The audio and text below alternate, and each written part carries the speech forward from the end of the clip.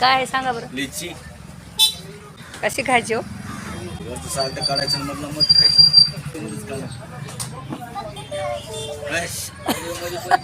बघा की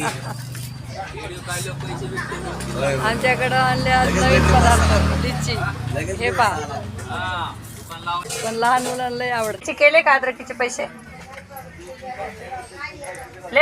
कुणा कुणाला आवडते सांगा कमेंट मध्ये. खोलून दाखवा एक. कसं आहे हो. हे वरचं टर्पर काढून टाकायचं. आतमध्ये पण बी आहे. खायला छान असते. बी खायची नाही, टाकून द्यायची. लोकांना माहित टाकून द्यायची. लोकांना माहित खाती का? आहे ना. नाही कुणा कुणाला